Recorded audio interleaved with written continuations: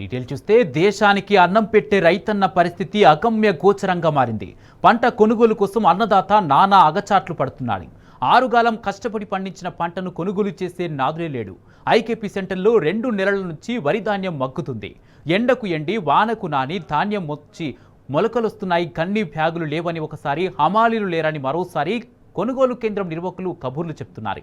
పంట కాంట అయ్యే వరకు రైతులు కళ్ళల్లో ఒత్తులు వేసుకొని చూడాల్సిన పరిస్థితి ఏర్పడింది.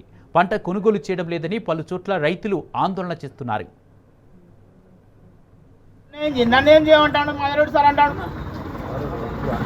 అక్కడ కొనుగోలు మ్యాచ్ లేదు, ముక్కు వస్తాను, మేము మాకు ఛాన్స్ లేదు, అధికారం మాకు లేదు సార్. నాది డీసీఎం లోడు రోజు 3000 రూపాయలు పడి అడుగుతాను. వాడిని టైర్ పడుగుతాను, నువ్వు ఇస్తావు అన్న 50,000 అంటాను. సెంటర్ రోడ్ కిరాయి పెట్టుకోవాలి సార్.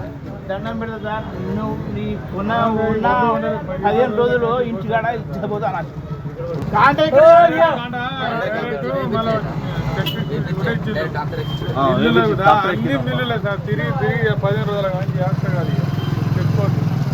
మొత్తం 1000 బస్తాలు అయితే సార్. నాయి కౌలు తీసుకున్నా 2 ఎకరాలరా తీసుకో సార్.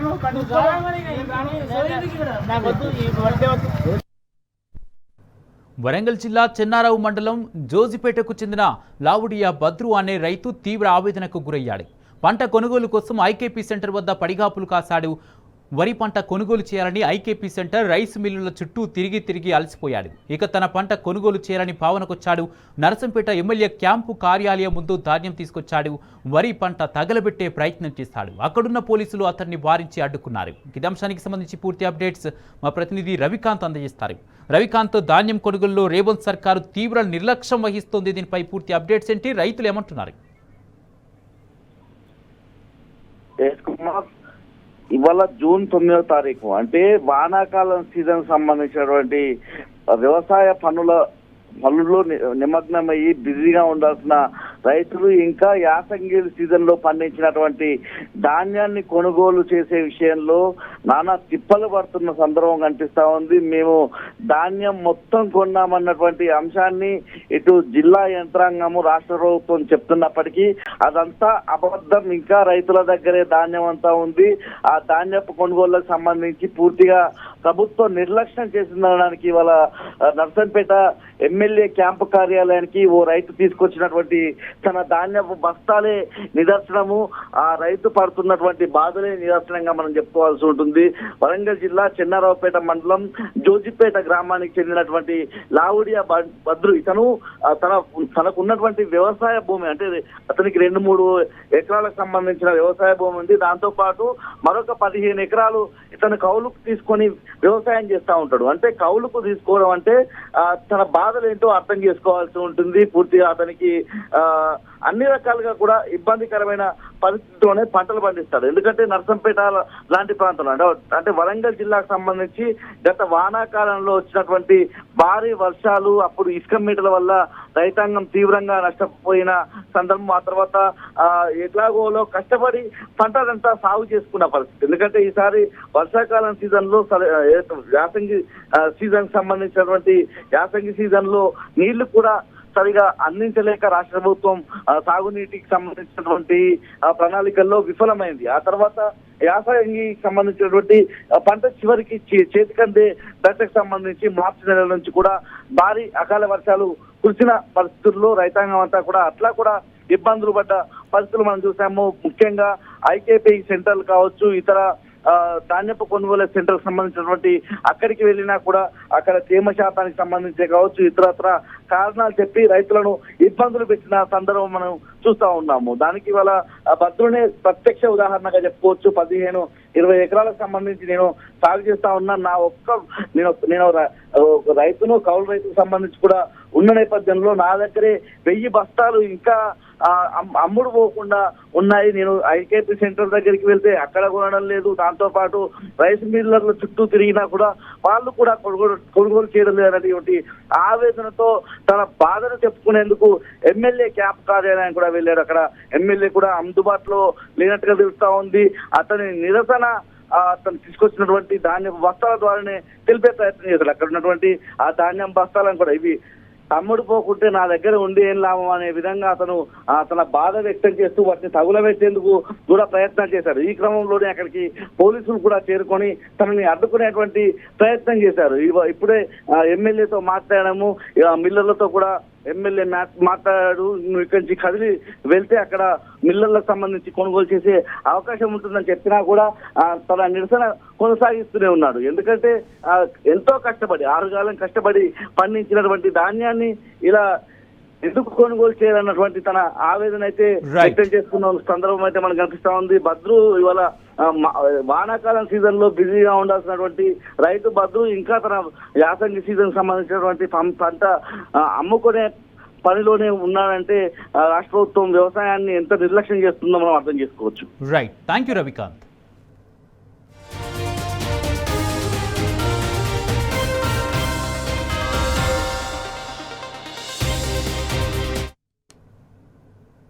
రాష్ట్రంలో రేవంత్ రెడ్డి రాజ్యాంగం నడుస్తుంటే ములుగు జిల్లాలో మంత్రి సీతక్క రాజ్యాంగం నడుస్తోందని BRS social media convener Y Satish Reddy విమర్శించారు. అంబేద్కర్ రాసిన రాజ్యాంగానికి చోటు లేకుండా పోతుందని ఆవేదన వ్యక్తం చేశారు. కాంగ్రెస్ ప్రభుత్వం నాయకులు రాజ్యాంగ ఉల్లంఘనకు పాల్పడుతున్నారని ఫైర్ అయ్యారు. ఇందిరమ్మ ఇళ్ల పంపిణీలో అధికార దుర్వినియోగం చేస్తున్నారని మండిపడ్డారు. ప్రభుత్వ అధికారులు చేయాల్సిన ఇందిరమ్మ ఇళ్ల పట్టాల పంపిణీ కాంగ్రెస్ నాయకులు చేయడమే ఇందుకు నిదర్శనమన్నారు. ప్రజాధనంతో ఇస్తున్న ఇళ్ల విషయంలో కాంగ్రెస్ నాయకుల పాత్ర ఏంటి అని ప్రశ్నించారు. కాంగ్రెస్ కార్యకర్తలకు ఇళ్ల పంపిణీ చేయడాన్ని తీవ్రంగా ఖండించారు సతీష్ రెడ్డి. మావోయిస్టు కీలక నేతలను పోలీసులు టార్గెట్ చేశారు. ఇటీవల జరిగిన ఎదురు కాల్పుల్లో ముఖ్య నేతలను మావోయిస్టు పార్టీ కోల్పోయింది. దాంతో ఆ పార్టీ ప్రతీకార చర్యకు దిగింది. పోలీసులే లక్ష్యంగా మందు పాత్ర పేల్చింది. ఏఎస్పీ ఆకాష్ రావు అక్కడికక్కడే మృతి చెందారు. ఏఎస్పీతో ఉన్న డీఎస్పీ సిఐ తీవ్రంగా గాయపడ్డారు.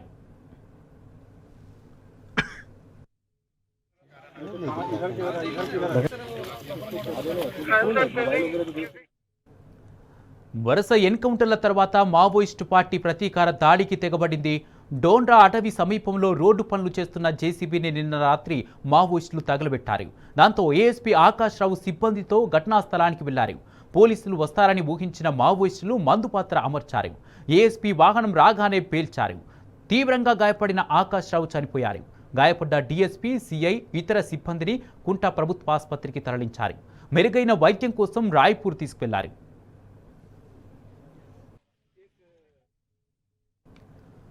ఆకాష్ రావు స్వస్థలం మహారాష్ట్ర కాగా 2013లో ఛత్తీస్గఢ్ క్యాడర్లో ఉద్యోగంలో చేరారు. 2024లో కుంటా ఏఎస్పీగా బాధ్యతలు చేపట్టారు. ఆకాష్ రావు ఇవాళ మహారాష్ట్ర వెళ్లాల్సి ఉంది. మావోయిస్టులు జేసీబీ కాల్చారని తెలుసుకుని ఘటనా స్థలానికి వచ్చారు. బందోబస్తు లేకుండా మందుపాత్ర గుర్తించే పరికరాలు లేకుండా వెళ్లారు. దాంతో మావోయిస్టులు ఐఈడీ పేల్టిన విషయం గుర్తించలేకపోయారు. పేలుడు జరగడంతో ఏఎస్పీ ఆకాష్ రావు మృతి చెందారు. ఆ తర్వాత ఘటనా స్థలానికి వెళ్లిన బాంబు స్క్వాడ్ మరో బాంబును నిర్వీర్యం చేసింది. దాంతో మిగతా సిబ్బంది ఊపిరి పీల్చుకున్నారు. డోండ్రాలో మందు పాత్ర పేలుడుతో మళ్లీ హై టెన్షన్ నెలకొంది.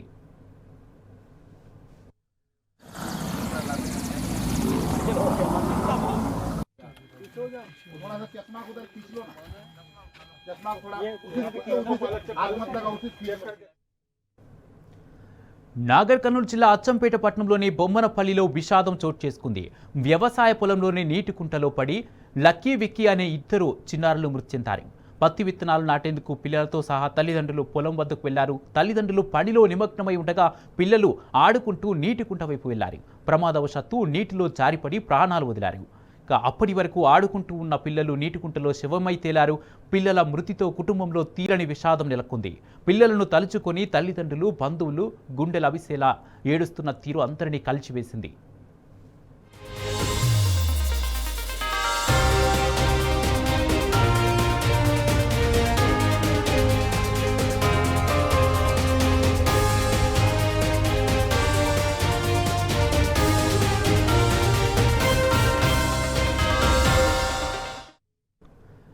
నాగర్ కర్నూలు జిల్లా అచ్చంపేట పట్టణంలోని బొమ్మనపల్లిలో విషాదం చోటు చేసుకుంది. వ్యవసాయ పొలంలోనే నీటి కుంటలో పడి లక్కీ విక్కీ అనే 2 చిన్నారులు మృతి చెందారు. పత్తి విత్తనాలు నాటేందుకు పిల్లలతో సహా తల్లిదండ్రులు పొలం వద్దకు వెళ్లారు. తల్లిదండ్రులు పనిలో నిమగ్నమై ఉండగా పిల్లలు ఆడుకుంటూ నీటి కుంట వైపు వెళ్లారు. ప్రమాదవశాత్తు నీటిలో జారిపడి ప్రాణాలు వదిలారు. అప్పటి వరకు ఆడుకుంటూ ఉన్న పిల్లలు నీటి కుంటలో శవమై తేలారు. పిల్లల మృతితో కుటుంబంలో తీరని విషాదం నెలకొంది. పిల్లలను తలుచుకుని తల్లిదండ్రులు బంధువులు గుండెలవిసేలా ఏడుస్తున్న తీరు అందరినీ కలిచివేసింది.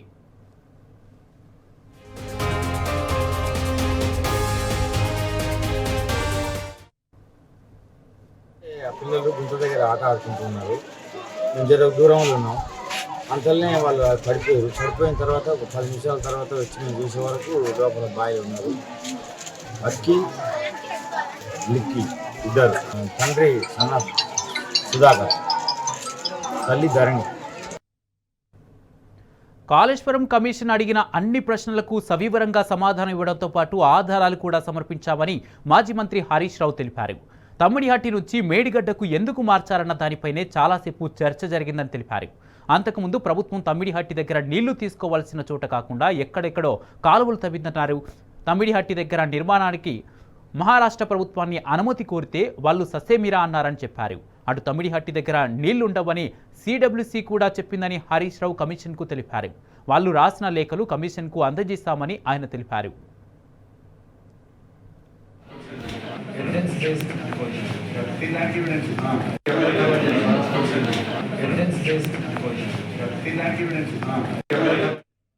కమిషన్ అడిగినటువంటి అన్ని ప్రశ్నలకు కూడా సమాధానాలు చెప్పడం జరిగింది. వారికి సమాధానాలు నోటి మాటగా చెప్పడమే కాదు, అన్ని రకాల ఎవిడెన్స్లు కూడా పూర్తి స్థాయిలో అందించడం జరిగింది. ముఖ్యంగా మొట్టమొదలు తమ్మిడిహట్టి నుంచి మేడిగడ్డకు ఎందుకు మార్చారు అనే దాని మీద చాలాసేపు డిస్కషన్ జరిగింది. దానికి నేను సవివరంగా సమాధానం చెప్పడం జరిగింది. ముఖ్యంగా కొత్తగా ఏర్పడ్డ తెలంగాణ ప్రభుత్వం తమ్మిడిహట్టి దగ్గరే దాన్ని కట్టడానికి అన్ని రకాల ప్రయత్నం చేశాము. నేను ఇరిగేషన్ మంత్రి అయినప్పుడు రివ్యూ చేసుకుంటే ప్రాణహిత చేవెళ్ల ప్రాజెక్టును 7 భాగాలు 28 ప్యాకేజీలుగా నిర్ణయించి టెండర్లు పిలిచి పనులు ప్రారంభించారు. హెడ్ దగ్గర పని స్టార్ట్ చేయకుండా తోకల దగ్గర పని స్టార్ట్ చేసిండ్రు. ఎక్కడైతే నీళ్లు డ్రా చేయాలో, ఎక్కడైతే తమ్మిడిహట్టి దగ్గర నుంచి నీళ్లు తేవాలో అక్కడి నుంచి పని ప్రారంభించకుండా ఎక్కడెక్కడో కాలువలు టన్నెలు తవ్వారు. సో నేను ఇరిగేషన్ మంత్రి అయిన తర్వాత రివ్యూ చేసి మరి ఈ ప్రాజెక్టులో ఆల్రెడీ ఖర్చు జరిగింది కదా, దీన్ని కొనసాగించాలని అప్పటి మహారాష్ట్ర కాంగ్రెస్ ప్రభుత్వానికి మేము కన్సల్ట్ చేశాం. హసన్ మిష్రిఫ్ గారు కర్ణాటక ఇరిగేషన్ మినిస్టర్గా ఉంటే ఆయన దగ్గరికి ప్రభుత్వం ఏర్పడ్డ నెల రోజులకే వెళ్లి మీరు దయచేసి మాకు అనుమతి ఇవ్వండి, మేము ఇక్కడే మహారాష్ట్ర ప్రభుత్వానికి మేము కోరాం, దయచేసి మాకు అనుమతి ఇవ్వండి, మేము మా వాళ్ళు మాకంటే ముందున్న ప్రభుత్వం మరి తమ్మిడిహట్టిని నిర్ణయించుకొని ఆల్రెడీ పనులు ప్రారంభించారు, 28 ప్యాకేజీలకు టెండర్లు పిలిచారు, మమ్మల్ని ఇక్కడ కట్టుకోవడానికి అనుమతి ఇవ్వండి అని అప్పటి మహారాష్ట్ర కాంగ్రెస్ మంత్రి నీటిపారుదల శాఖ మంత్రి హసన్ మిష్రిఫ్ గారిని కోరాం. ఆ మినిట్స్ ఆఫ్ ద మీటింగ్ కూడా కమిషన్ కి అందించాను. ఆనాడు ఇరిగేషన్ మంత్రిగా ఉన్నటువంటి మిష్రిఫ్ గారు చాలా స్పష్టంగా ఏం చెప్పిందంటే, మేము 7 ఏళ్లుగా ఇక్కడ కట్టడానికి ఒప్పుకోలేదు, మా రాష్ట్రంలో ధర్నాలు ఉద్యమాలు జరుగుతా ఉన్నాయి, మేము 152 మీటర్ల దగ్గర ఒప్పుకోలేము, ఈ విషయం మీద మా ముఖ్యమంత్రి పృథ్వీరాజ్ చౌహాన్ గారు మీ ముఖ్యమంత్రి కిరణ్ కుమార్ రెడ్డికి ఇప్పటికే లేఖ రాశారు అని ఆ లేఖ నాకు అందించారు. ఆ లేఖని ఇప్పుడు కమిషన్ దృష్టికి తీసుకుపోయాను నేను. ఆ లేఖలో ఏముందంటే, మీకు మీరుగా నిర్ణయించుకొని పనులు ప్రారంభిస్తే మీరు చేసే ఖర్చు, మీరు చేసే డబ్బు ఏదైతే ఖర్చు చేస్తుందో అదంతా వృధాగా మారే అవకాశం ఉంది అని పృథ్వీరాజ్ చౌహాన్ గారు మన రాష్ట్ర ముఖ్యమంత్రికి రాసిన లేఖను ఆనాటి కాంగ్రెస్ మంత్రి నాకు ఇచ్చారు. అంటే మీరు ఇట్లా పోతున్నారు, ఇది తప్పు అనే విషయం, ఆ విషయం కూడా కమిషన్ దృష్టికి తీసుకుపోయాం. ఎట్ ద సేమ్ టైం ఒక 5-6 మీటింగ్లు జరిగినాయి మహారాష్ట్ర తెలంగాణ మధ్య. 5-6 మీటింగ్లు మినిస్టర్ లెవెల్లో, ఇంజనీర్ల లెవెల్లో, ఫైనల్ గా ముఖ్యమంత్రి కేసీఆర్ గారు స్వయంగా మహారాష్ట్రకు వచ్చి మహారాష్ట్ర ముఖ్యమంత్రి ఫడ్నవీస్ గారితో జరిగిన చర్చల మొత్తం సారాంశాన్ని వారికి చెప్పే ప్రయత్నం చేశాం. ఎందుకంటే అనేక ప్రయత్నాలు చేశాం. మహారాష్ట్రలో కాంగ్రెస్ ప్రభుత్వంపై బీజేపీ ప్రభుత్వం వచ్చింది. అప్పుడు గిరీష్ మహాజన్ గారు నీటిపారుదల శాఖ మంత్రిగా ఉంటే 2015 జనవరిలో నేను వెళ్లి గిరీష్ మహాజన్ గారిని కూడా మీరు ఎంత నష్టపరిహారం అడిగినా ఇస్తాము, దయచేసి మాకు ఉద్యమాల్లో నుంచి వచ్చిన ప్రభుత్వం, నీళ్ల కోసమే తెలంగాణ ఉద్యమం జరిగింది, నీళ్లే మాకు జీవాధారం, మాకు తమ్మిడిహట్టి దగ్గర అనుమతించండి అని గిరీష్ మహాజన్ గారిని కూడా కోరాం. ఆయన కూడా ససేమిరా అన్నారు. అప్పుడు మన రాష్ట్ర ముఖ్యమంత్రి కేసీఆర్ గారు స్వయంగా మహారాష్ట్రకు వచ్చి అక్కడ మహారాష్ట్ర రాజ్భవన్ లో విద్యాసాగర్ రావు గారి గవర్నర్ గారి సమక్షంలో మహారాష్ట్ర ముఖ్యమంత్రి ఫడ్నవీస్ గారిని 17 ఫిబ్రవరి 2015 రోజు తమ్మిడిహట్టి దగ్గర బ్యారేజ్ కట్టడానికి అనుమతి ఇవ్వండి అని అనేక రకాలుగా కేసీఆర్ గారు మహారాష్ట్ర ప్రభుత్వాన్ని, మహారాష్ట్ర ముఖ్యమంత్రి గారికి విజ్ఞప్తులు చేశారు. అయినా వారు ససేమిరా అన్నారు. ఫడ్నవీస్ గారు మాట్లాడుతూ, మాకంటే ముందు 7 ఏళ్లు కాంగ్రెస్ ప్రభుత్వం ఉండే, 7 ఏళ్లు కాంగ్రెస్ ప్రభుత్వం తమ్మిడిహట్టి దగ్గర ఒప్పుకోనప్పుడు ఇవాళ నేను బీజేపీ గవర్నమెంట్, ఆ రోజు తమ్మిడిహట్టి దగ్గర కట్టొద్దని నేనే ధర్నాలు చేసినా, పోరాటాలు చేసినా, ఇవాళ నేనెట్లా ఒప్పుకుంటా, రాజకీయంగా అది ఎట్లా సాధ్యమైతుంది, ఒప్పుకునే ప్రశ్నే లేదని ఆ రోజు ఖరాఖండిగా మహారాష్ట్ర ముఖ్యమంత్రి గారు కేసీఆర్ గారికి చెప్పారు. అంటే 7 ఏళ్లు మహారాష్ట్రలో కాంగ్రెస్, ఢిల్లీలో కాంగ్రెస్, మన దగ్గర కాంగ్రెస్, 3 చోట్ల కాంగ్రెస్ ప్రభుత్వం ఉన్నా తమ్మిడిహట్టి దగ్గర బ్యారేజీలకు ఒప్పించడంలో, అగ్రిమెంట్ చేయడంలో, పనులు చేయడంలో ఆనాటి కాంగ్రెస్ ప్రభుత్వం పూర్తిగా ఫెయిల్ అయింది. నాటి కాంగ్రెస్ ప్రభుత్వంలో ఉత్తమ్ కుమార్ రెడ్డి, కోమటిరెడ్డి వెంకటరెడ్డి, శ్రీధర్ బాబు వీళ్లే తెలంగాణ ప్రాంతం నుంచి మంత్రులుగా ఉన్నారు. మీరు పట్టించుకోలే, 7 ఏళ్లు మీరు చేయలే. బట్ అయినా మేము అన్ని రకాలుగా ప్రయత్నం చేశాం. ఇంత మధ్యలోనే, ఈ సమయంలోనే సెంట్రల్ వాటర్ కమిషన్ తమ్మిడిహట్టి దగ్గర నీళ్లు లేవు అని 2 లేఖలు రాసింది. 2 లేఖల్లో స్పష్టంగా అక్కడ నీటి లభ్యత తక్కువ ఉంది, మీరు ప్రత్యామ్నాయం చూసుకోండి అని మనకు కేంద్ర సిడబ్ల్యూసి మనకు చెప్పడం జరిగింది. అదేవిధంగా అదే సిడబ్ల్యూసి మీరు కట్టిన రిజర్వాయర్లు తక్కువ ఉన్నాయి, రిజర్వాయర్ల సంఖ్య పెంచుకోండి అని కూడా చెప్పింది. ఇవన్నీ లెటర్లు కూడా ఈరోజు కమిషన్ కి ఇచ్చాం. సిడబ్ల్యూసి నుంచి వచ్చిన 3 లేఖలు ఈరోజు కమిషన్ కి ఇచ్చాం. మన దేశంలో కుసంస్కారం, కుచితమైన రాజకీయాలు ఎక్కువైపోయాయని బీఆర్ఎస్ వర్కింగ్ ప్రెసిడెంట్ కేటీఆర్ ఆగ్రహం వ్యక్తం చేశారు. బీజేపీ, కాంగ్రెస్ ఒక్కటే ఎజెండాతో పనిచేస్తున్నాయని తెలిపారు. ఏదో ఒకటి చేసి కేసీఆర్ను బదనాం చేయాలని ఆ 2 పార్టీలు అనుకుంటున్నాయని మండిపడ్డారు. కాళేశ్వరం ప్రాజెక్టు గురించి హరీష్ రావు ప్రజెంటేషన్ చూసి ఉంటే అందరికీ సులువుగా అర్థమయ్యేదని వివరించారు. కాళేశ్వరం ప్రాజెక్టు గురించి అరటిపండు ఒలిచినట్టు హరీష్ రావు వివరించారని కేటీఆర్ తెలిపారు. మొట్టమొదటి విషయం ఏమంటే, ఇంకో దేశంలోనైతే కాళేశ్వరం లాంటి ప్రాజెక్టు కనుక ఏదన్నా ఒక రాష్ట్ర ప్రభుత్వం కానీ ఆ దేశం కానీ కట్టింటే దాన్ని కీర్తించేవారు, దాని కీర్తిని అజరామరంగా శాశ్వతంగా నిలిచిపోయేలాగా చేసేవాళ్ళు. ఎందుకంటే ఒక 45 లక్షల ఎకరాలకు నీళ్ళు ఇచ్చే ప్రాజెక్టు 4 ఏళ్ల కాలంలో ఈ దేశంలో ఒక రికార్డు సమయంలో కడితే ఇంకో దేశంలోనైతే దాన్ని గొప్పగా కీర్తించేవారు, శ్లాఘించేవారు. కానీ మన దేశంలో కుసంస్కారమైన, కుత్సితమైన రాజకీయాలు ఎక్కువైపోయినాయి. అటు బీజేపీ కానీ ఇటు కాంగ్రెస్ కానీ ఈరోజు ఒకటే ఎజెండాతో పనిచేస్తున్నాయి. ఏదో ఒకటి చేసి కేసీఆర్ గారిని బద్నాం చేయాలి. హరీష్ రావు గారు నిన్నగాక మొన్న ఒక ప్రజెంటేషన్ ఇచ్చారు డీటెయిల్డ్గా. నాకు తెలిసినంతవరకు ఈ రాష్ట్రంలో ఎవరైనా సరే కొంత అవగాహన ఉన్నవాళ్ళు మరి ఒకవేళ చూసింటే, ఆ ప్రజెంటేషన్ కనుక చూసింటే స్పష్టంగా అర్థమవుతున్నది. ఎలాంటి అపవాదులకు కానీ ఎలాంటి అనుమానాలకు కానీ తావు ఇవ్వకుండా, ఎవరికైనా ఏమైనా అనుమానాలున్నా, ఏమైనా అభిప్రాయాలున్నా వాటిని మార్చుకునే విధంగా సవివరంగా, వివరణాత్మకంగా, పూర్తి స్థాయిలో అరటిపండు ఒలిచి నోట్లో పెట్టినంత ఈజీగా హరీష్ రావు గారు మరి ఈ కాళేశ్వరం ప్రాజెక్టు గురించి వివరణ ఇచ్చారు. అది కేబినెట్ ఆమోదంతో రాష్ట్ర ప్రభుత్వం తీసుకున్న ప్రాజెక్టు తప్ప ఎవరో వ్యక్తో ఒక ఇండివిజువల్ తీసుకున్న నిర్ణయం కాదు. రెండవది, ప్రభుత్వాలు విధానపరమైన నిర్ణయాలు తీసుకుంటాయి. ఒక ప్రాజెక్ట్ కట్టాలని, ఎంత డబ్బు పెట్టాలని, ప్రజల కోసం ఏ సీజన్కి ఎన్ని నీళ్ళు ఇవ్వాలని ప్రభుత్వాలు నిర్ణయాలు తీసుకుంటాయి. తీసుకున్న తర్వాత వాటిని ఆచరణలోకి తీసుకురావాల్సింది, అమలు చేయాల్సింది ఖచ్చితంగా అధికారులు, ప్రభుత్వం యొక్క యంత్రాంగం. అంతే తప్ప ఇందులో దాచడానికి కానీ దాపరికం కానీ ఏమీ లేదు. కానీ ఈ దేశం ఎట్లా తయారైందంటే, ఇదిగో పులి అంటే అదిగో తోక. మేడిగడ్డ మీద ఏదో జరిగిపోయింది అని ఒక ఆయన అనగానే లే జరిగిపోయింది నిజమైన ఇంకొక ఆయన. బీజేపీ, కాంగ్రెస్ ఇవాళ దున్నపోతు ఇనింది అంటే దుడ్డను కట్టేమన్నట్టు ఒకరినొకరు రాజకీయ ప్రయోజనాలు ఎక్కువైపోయి ఒకరినొకరు ఇవాళ కాపాడుకునే ప్రయత్నం చేస్తూ ఉన్నారు. వాస్తవం ఏమి అంటే, ఇవాళ స్పష్టంగా కాళేశ్వరం వల్ల వచ్చిన ఫలితాలు ప్రజల అనుభవంలో ఉన్నాయి. కాళేశ్వరం వల్ల ఈరోజు ఎంత వ్యవసాయ విస్తీర్ణం జరిగింది, ఎంత పంటల దిగుబడి పెరిగింది, ఇవన్నీ కూడా ప్రజల ముందున్నాయి. కాబట్టి మొన్న ఈటెల రాజేందర్ గారు చెప్పింది కూడా భిన్నంగా ఏం చెప్పలేదు. ఇది క్యాబినెట్ నిర్ణయం అని చెప్పారు. Yes, it is the collective decision of the cabinet. Every member of the cabinet was involved in the decision. రెండవది, ఏ అవకతవకలు కానీ ఏ తప్పులు కానీ జరగలేదు. ఇంకో కంట్రీలో అయితే కేసీఆర్ లాంటి నాయకుడికి ఒక సమున్నతమైన పురస్కారం ఇచ్చేవాళ్ళు. ఇంత పెద్ద ప్రాజెక్ట్ ఇంత వేగంగా కట్టినందుకు 4 ఏళ్ల కాలంలో ఒక ప్రభుత్వం భారతదేశంలో ప్రాజెక్టులు కట్టడం అనేది అసాధారణం. ఒక బాక్రానంగల్ తీసుకున్నా, నాగార్జున సాగర్ తీసుకున్నా, ఎస్ఆర్ఎస్పి తీసుకున్నా, నర్మదా తీసుకున్నా దశాబ్దాలు కట్టారు.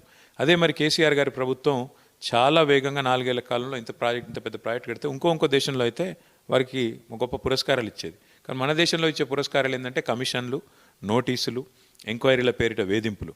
కానీ వీటికి భయపడి తాటాకు చెప్పులకు భయపడే వాళ్ళు ఎవరు కూడా ఇక్కడ లేరు.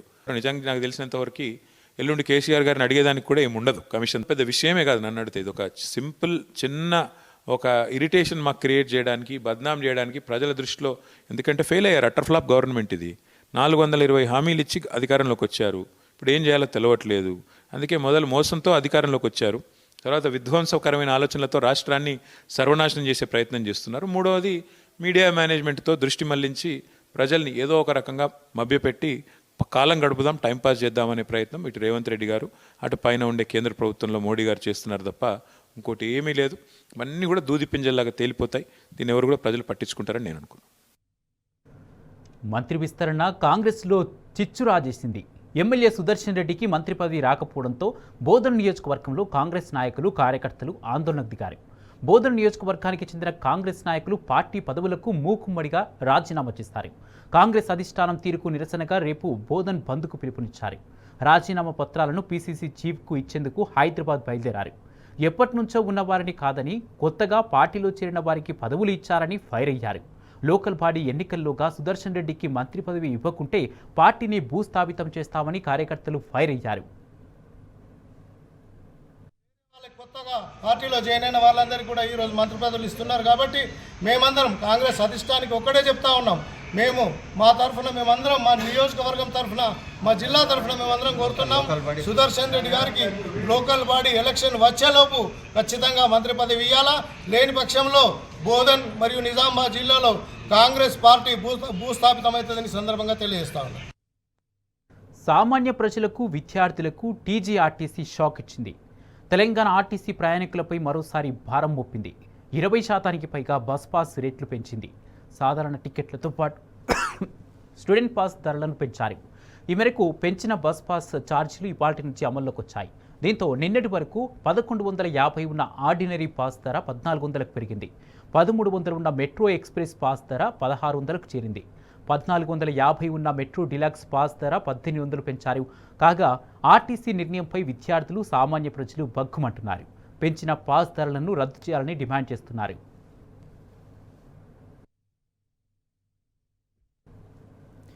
ఇవి ఇప్పటివరకున్న అప్డేట్స్. మరిన్ని అప్డేట్స్ కోసం చూస్తూనే ఉండండి టీ న్యూస్.